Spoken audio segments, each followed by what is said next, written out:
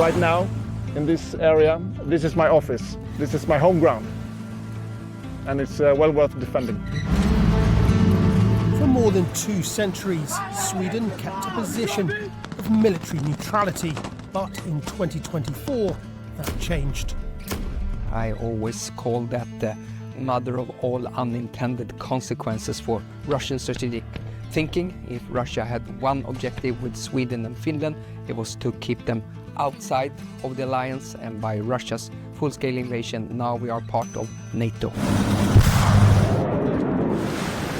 But what does this Nordic nation, home to 10.5 million people, bring to the NATO alliance? We do not come empty-handed. We do bring a lot of humility as a new ally, but we also bring a lot of capability. So we definitely want to see ourselves as a net provider of security.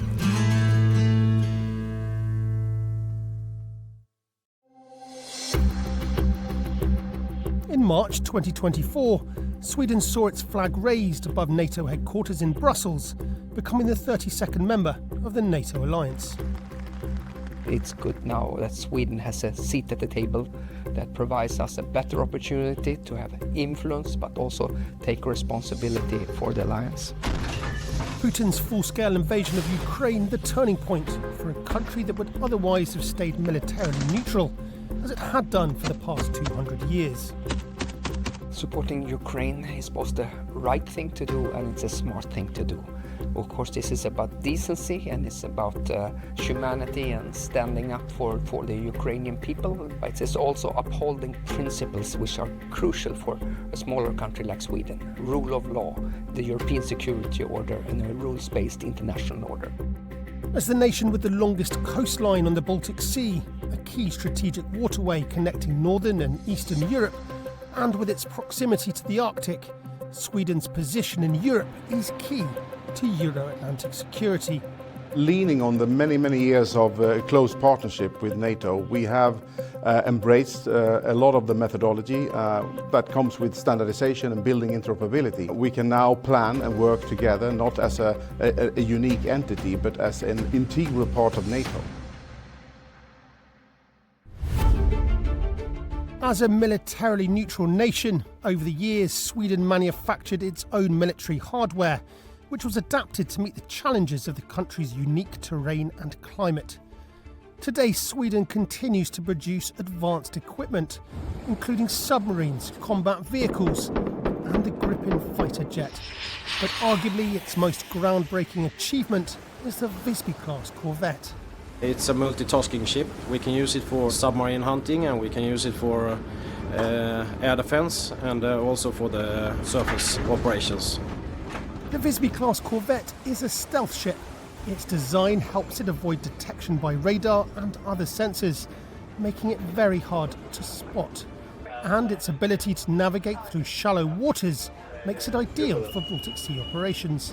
Our profession is to use this ship in an attack from the archipelago in the Baltic Sea. That's what this ship is built for. We are very familiar with the environment in this region, and this ship is built for the environment around here.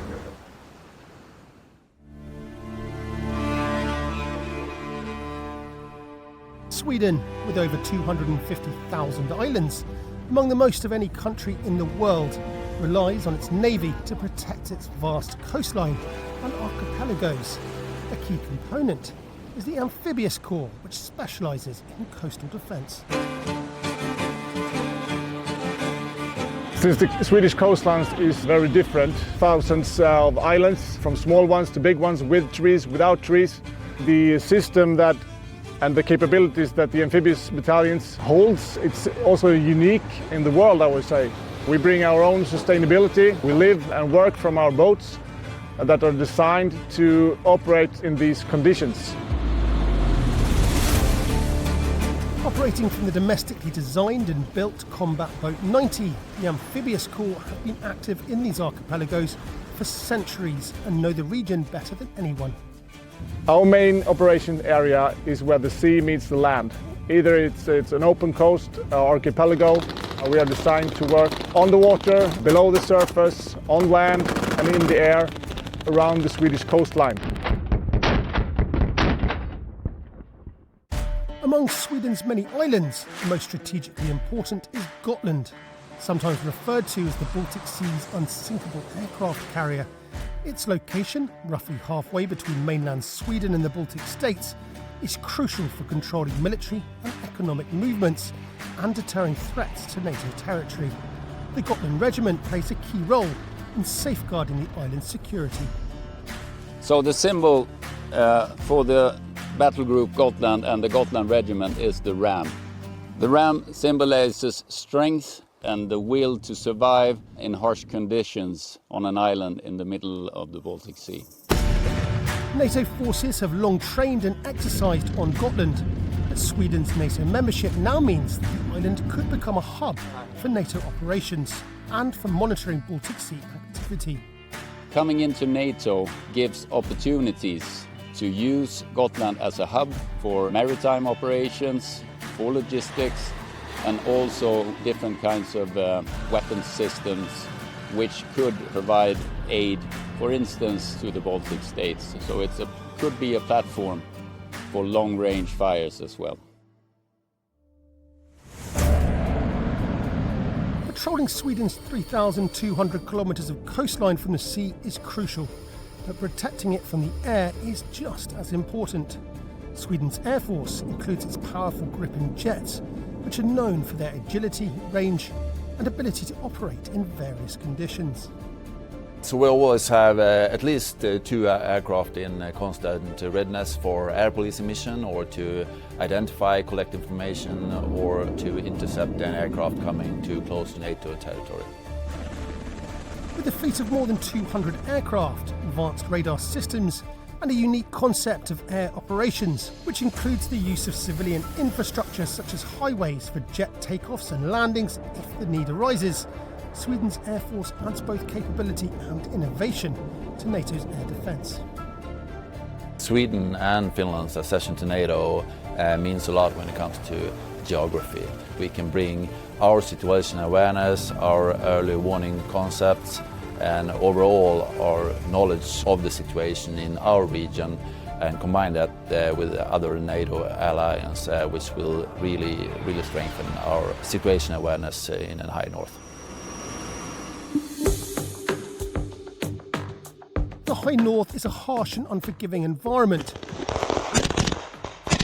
but operating effectively in extreme climates and rugged terrain demands specialised units.